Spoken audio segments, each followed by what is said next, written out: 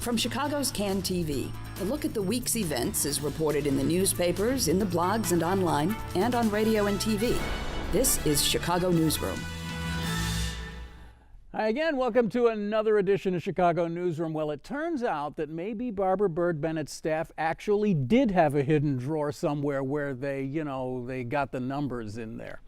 If the documents the Tribune found the other day are to be believed, CPS has indeed been discussing actual numbers of schools to close and where those schools might be. And here's a hint, south and west. But perhaps the most interesting thing that the Trib discovered in that story is the proposal for a 5-year moratorium on school closings. The thing that Barbara Byrd Bennett said was her idea when she was at the City Club last month. It wasn't her idea at all. It had already been kicked around months before in that leaked memo. And Mayor Emanuel must have been looking at some very up-to-the-minute polling data recently, because he came out this week in favor of limits on gun and ammunition purchases, something he said that to have been opposed to when he was at the White House. So he's looking at some good numbers. It's been an incredibly eventful year in Chicago, and I've asked two of our friends to join us right back here at the table to talk about all the things that, just all the things that have happened in 2012 and see if you can give us perspective, because I don't have any. So, Achy Obejas joining us again from WBEZ and just sort of in general an activist and agitator. And also another activist and agitator from the Reader. We got Ben Joravsky back again, the most frequently visiting guest on this particular show. Yeah, yeah. So we're so happy to have you been on the show before. Oh yeah, Yeah. Do you know Achy and I used to work together? Just wanted to get that out there in the public. Put that out there right away. Many years ago. Walmart? No, not at Walmart. At the Reporter back in the 80s. Oh, During the Reporter's golden period. The golden years, yeah. Yeah, back when it was really something. Back when it really. Yeah, when a reporter was a reporter, okay? Don't get it twisted now. We love the Reporter. So could we maybe start with the leaked document, the secret document, the fact that, Ben, I was kind of joking about the fact that you have written in the past. So do we believe that Mayor Emanuel doesn't have a plan for what schools he's going to close? He's going to just go out there and let everybody gas on for a while and then announce what he's closing. Well, whenever I come on your show, Ken, I really feel obligated to sort of pretend like I'm not biased on this thing, and because that's what you're supposed to do when you come on the show. Mm-hmm. Well, on one hand this, on the other hand that, Ken. Right. A very balanced thing. Trying to be as balanced and as fair as I can. I don't know why anybody believes anything Mayor Rahm says about schools and schools closings. I mean, he came in the office, and feel free to disagree with me, either one of you. Okay. As I know you will. He came in the office saying that he was going to close schools. There was a first round of school closing, which he aborted somewhere in the midst because it was such a political disaster. So now all of a sudden they're trying to pretend as though this is a new idea and we're starting from scratch. Well, of course, they must have had some sorts of preparation memos. There must have been some sort of investigation. There's a division of CPS that does nothing but look at numbers and demographics, and they do a pretty good job of just calculating numbers and demographics. So they should have already an idea of what schools they are underserved or underutilized. So I would say that constitutes a list. So to say that there is no list of schools that are on the chopping block is ridiculous. I think that's really what's going on, and this is my opinion. So again, feel free to disagree. I think that what we're really seeing is a transformation away from public schools in the traditional neighborhood sense toward charter schools, which are essentially private entities that get public funds. I think we're already away from public schools in the traditional neighborhood sense. In my own neighborhood, which is on the south side in Kenwood, I am actually walking distance to 3 different schools. Only one is a neighborhood school. It's the smaller school. It's only got like 400 kids in it, and it's a failing school. Are the other 2 charters? The other 2 are charters. Charters, yeah. So this is just an attempt, in my opinion, to switch money from traditional public schools to charter schools, which to me is a form of cronyism, patriotism. Well, it's fascinating to me that Barbara Byrd Bennett came in.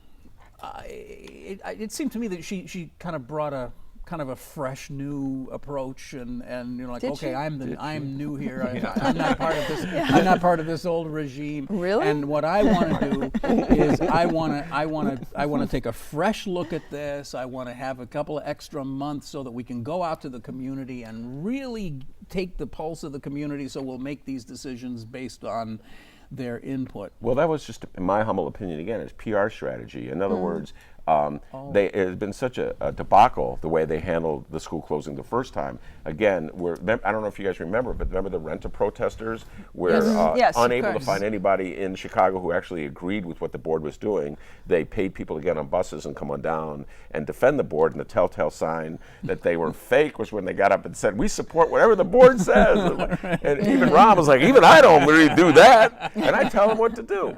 So after that debacle, they had to just sort of divorce themselves from that whole strategy, and they concocted this new thing where we're starting anew. Yeah. This is brand new. Well, the thing that I find most revealing about this is that Barbara Byrd Bennett, of course, impaneled her own commission to go out into the communities Wait, and you look at actually this, think right? she did that? Don't She you think said she did. I know, but don't you Yeah. think everything is dictated by the mayor's office? Well, at this point, it makes very little difference because the commission then turned around and said, "Well, wait a minute, no, this is too much of a hot potato. We're not going to actually." I know, you're right, You're not yeah. asking us to actually like come to you with a list and say close this school and that. You're not going to hang that on us, Yeah. are you? And so now they're saying, well, we'll get back to you with some broad ideas, like Yeah, about in fact, 2 they're not days going. They're not going to before. name the actual schools. Right, yeah. They Right. said that they're going Right. to look at different areas and see what needs to be done without naming the actual schools, which is Right. absurd because you can pretty much pinpoint what Yeah. school it is So, by virtue of that. So one of the things that we have to deal with here is that this is a hard and fast deadline. The state legislature moved the deadline back into, what is it, March, I think, when they have to announce the schools that they're going to close. So what's going to happen is it's just exactly the same thing. It's just been moved back a couple of months. Yeah. They're going to announce it on the day they announce it, Well, I think and not a moment before. Yeah, I think what they're doing now with these, they have these sort of dog and pony shows, public hearings in front of this commission that Mayor Rahm appointed, and that gives people an opportunity to vent, and the pretense that there's some sort of public hearing session to this. Then behind the scenes, I'm sure that's where the real politicking is going on, where phone calls are being made to various activists, to see what will it take to get you to cut off from this larger coalition of opposition, which consists largely of the Chicago Teachers Union. So they're trying to find a wedge issue to cut the Chicago Teachers Union from its public support. This is, again, my humble opinion. Right. I'm not privy to the inner workings of Mayor Rahm and his. What's really sad about this is that if you actually pull up a map of the Chicago public schools and you look at the failing schools, I think Chicago Magazine had one up about 2 months ago, and the failing schools were in red, and like the passing schools were in green, and the middle level were in yellow. It's shocking how red the South Side in particular is, the South and the West Side. And by closing schools in these areas, I'm not saying that some don't need to close, and I'm not saying that some aren't being underutilized, but I am saying that by closing some of those schools, by not figuring a way to make it work within those schools, what you're actually doing is you're creating a situation where kids have to travel some insane amount of time to get to schools. These are areas, frankly, where, for example, train service is less than great, where public transportation is not at its optimum in the city of Chicago, where you have to cross sometimes gang territory, where some of these are high crime areas. This is not going from Edgewater to Uptown. This is a little bit different story. So in the process of discussing how this building might be losing money, literally this building, this edifice might be not cost effective, they're not thinking about the fact that they might be literally endangering somebody's life by trying to get them to another school. And also, as with so many of these things, there are so many moving parts, and it becomes a very complex issue. But yeah, you might save $600,000 by closing that school, but that's not taking into account the amount of money that it takes to close out the contracts with all the employees that you're laying off. It doesn't take into account what you're going to do with this hulking building. Well, for the most part, they didn't do anything. For example, in my neighborhood at 39th and State Street, Crispus Attucks Elementary School, it's been closed for a couple years. Up until 2 months ago, The only thing that was happening at Crispus Attucks was a recycling bin. This is how I had my acquaintance with Crispus Attucks.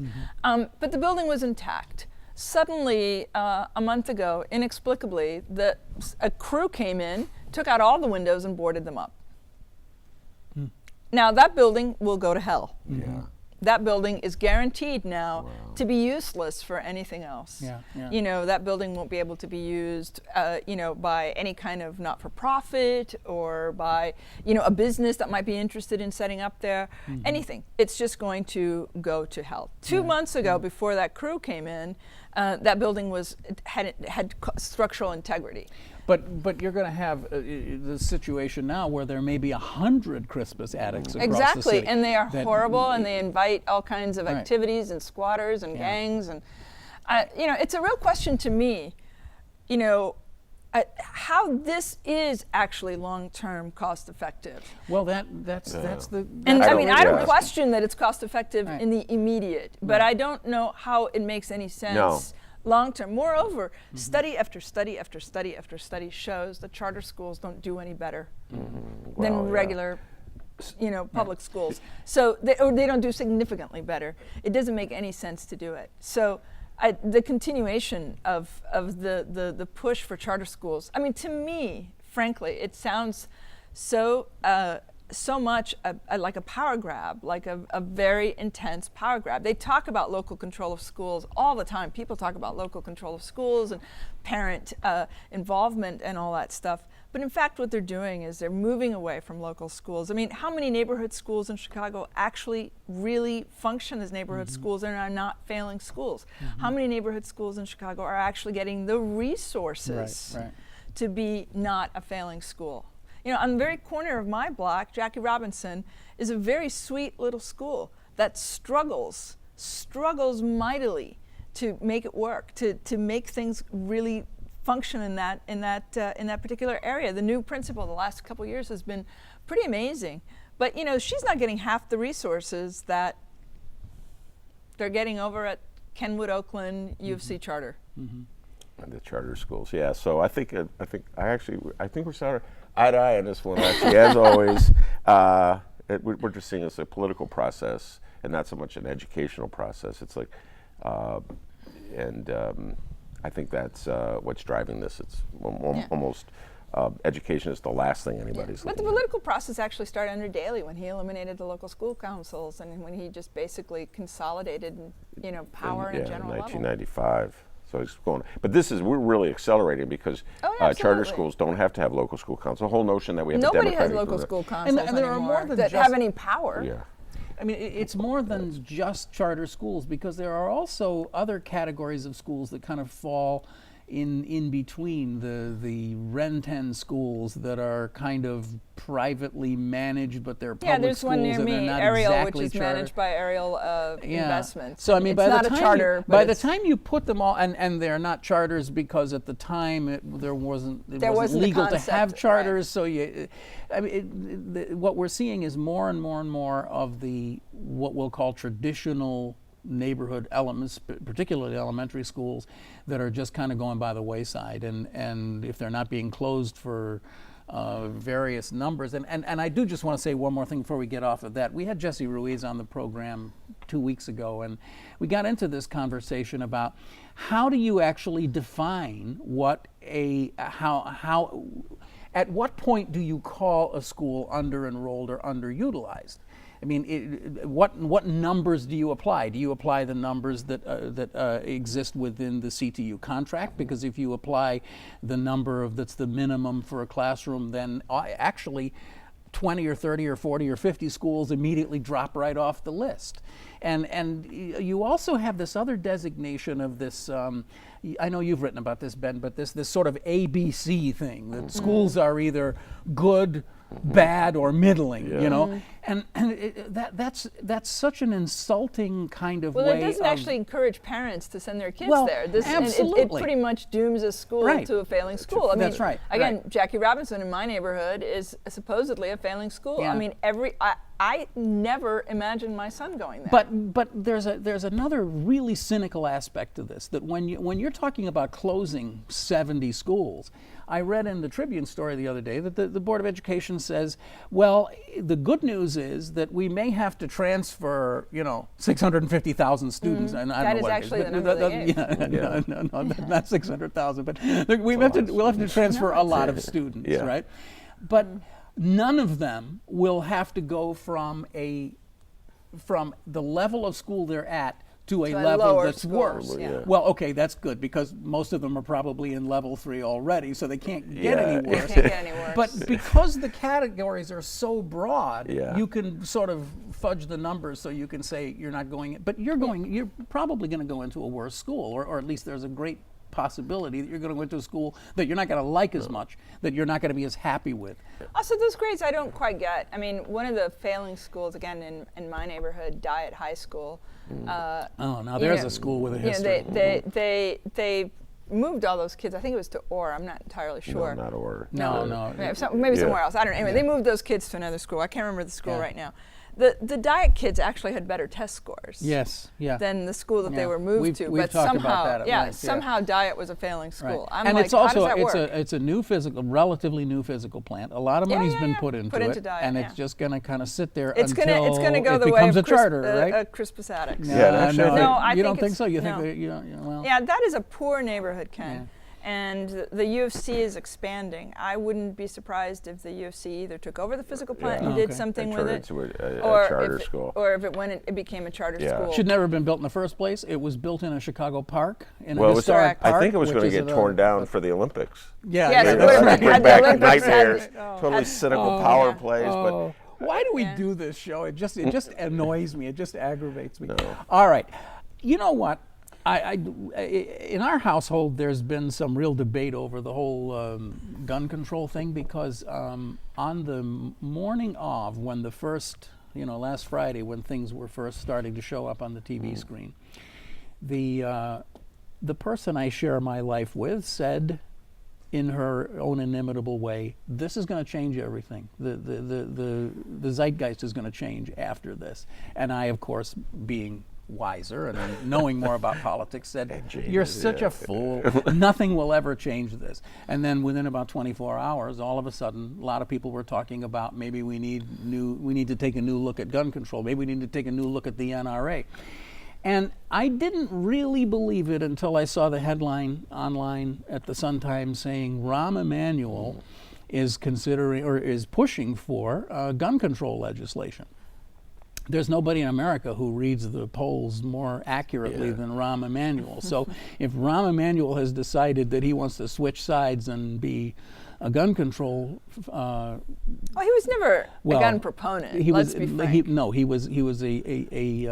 He was a practical guy in the White House Sure. who said that this isn't going to fly. And he had just come from heading the congressional campaign thing, and he was very adamant about getting a Democratic majority, and so he was willing to play ball with Southern and rural Democrats who were pro-gun. But I agree with you. He is a big.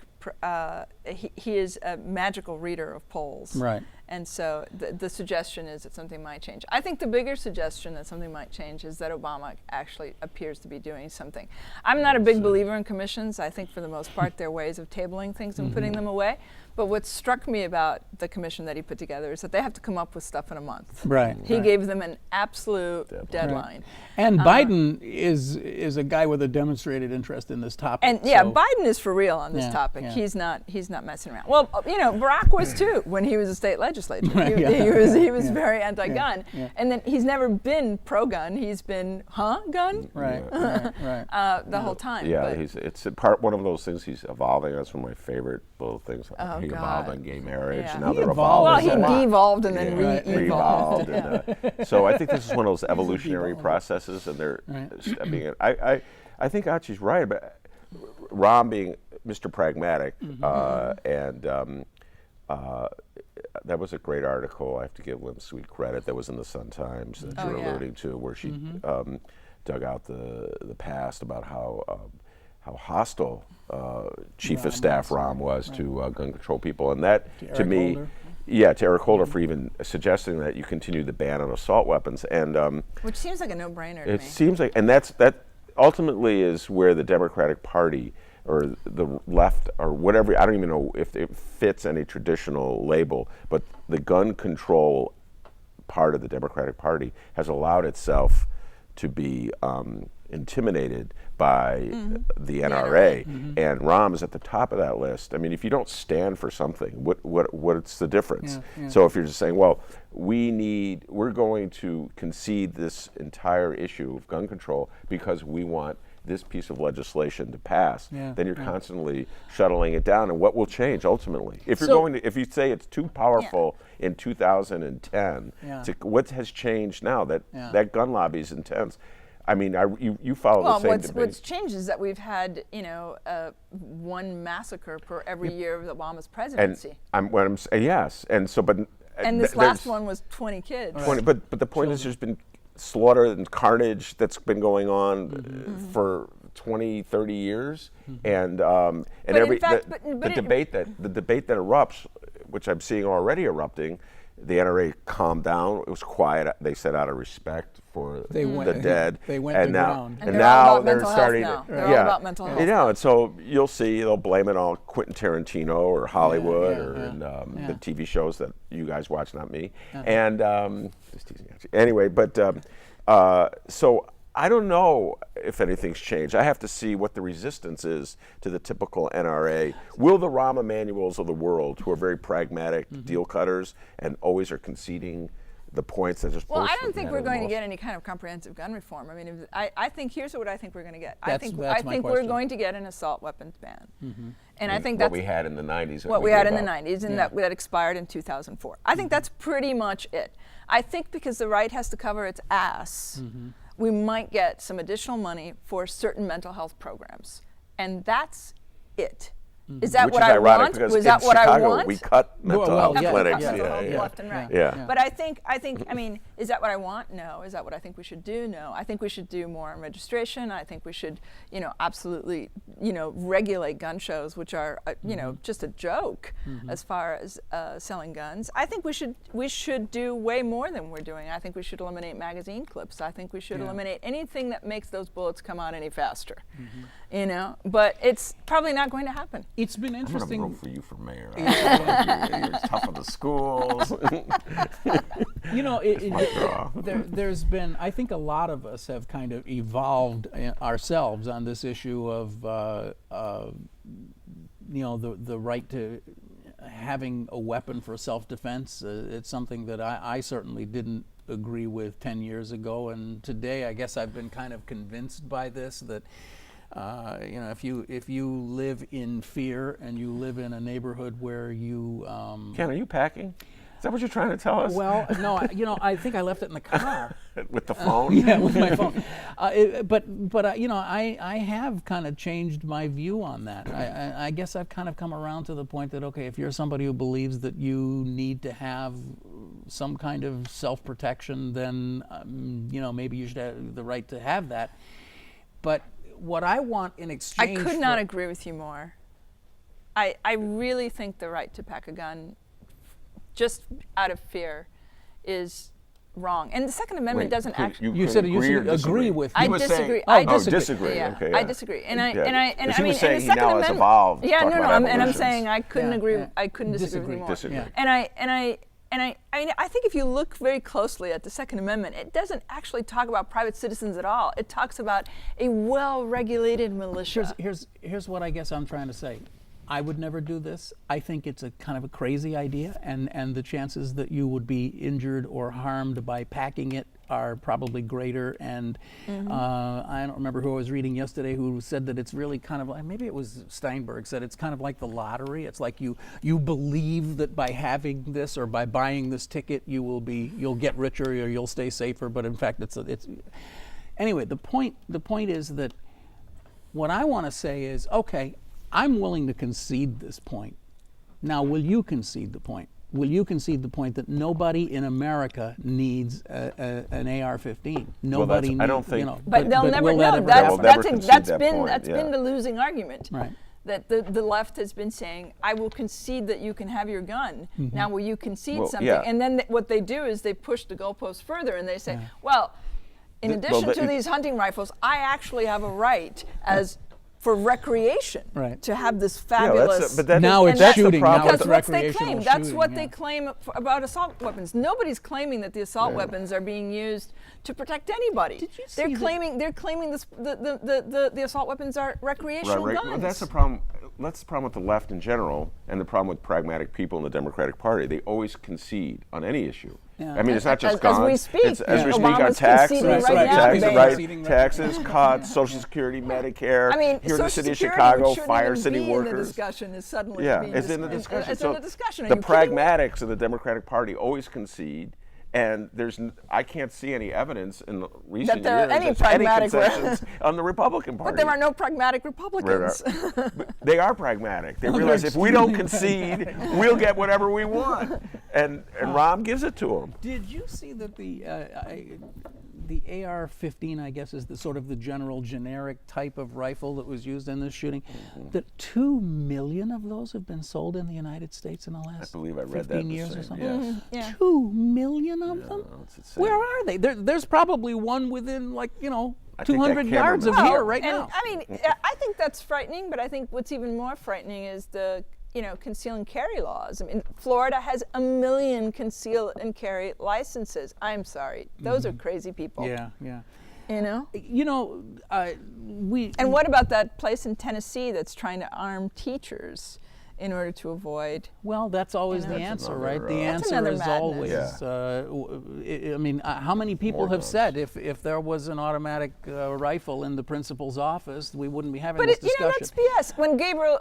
When Gabriella Giffords was shot, there were 2 people who were armed in that parking lot. I know, Nothing happened. But the reality is that's a opinion that a lot of people share. No, it is. It's a very strong. It is a very strong opinion, but it's not in fact true. And the Brady people have pointed out that their namesake was standing next to the President of the United States when he was shot in the head, and he was surrounded by some of the most heavily armed Secret Service people. Okay, look, we got about 2 minutes left. Should we spend that 2 minutes summing up the year in local politics? Ben Joravsky, what do you think? What upset you or made you proudest to be a Chicagoan this year? Oh, my Lord. Proudest? Yeah. I can't think of anything at the moment. You really caught me on the forget it. spot. Archie, what about you? Oh, wait. Proud. Yeah. Didn't we on the car ride down that there was the mayor, let's give him our big concession point that we came up with, made peace with the CTA bus drivers and ATU, yeah. So that's was nice, but this was a rough year in Chicago politics, in my humble opinion. I think that the programs that I believe in, publicly funded programs, really took a salt from the mayor. So I think, from my perspective, this is a very tough year politically in 2012. I don't know, what do you think, actually? You got 15 seconds, Archie. In terms of specifically local things, I can't think of a thing, but in terms of a specific local politician who I think has done an amazing job in the last year, Luis Gutierrez on immigration has been our old friend has been just amazing. So we end the year with a shout out to Congressman Luis Gutierrez. Our old friend Louis. How long have we been covering Louis? Achy Obejas, Ben Joravsky, so glad to have you back here. Perfect way to end the year, and I'm really glad to have you on the show. Thanks so much. Thank you. Thanks for having us. You've been watching Chicago Newsroom. It's a community service of CAN TV, which you can find right here on cable. But you know about this address right here, right? You can just dial this up any old time on your Googles, and you can watch us anytime you like. Or you could go to iTunes and you can download the podcast. I'm Ken Davis. We'll see you next week right here on Chicago Newsroom. Thanks for watching. Bye.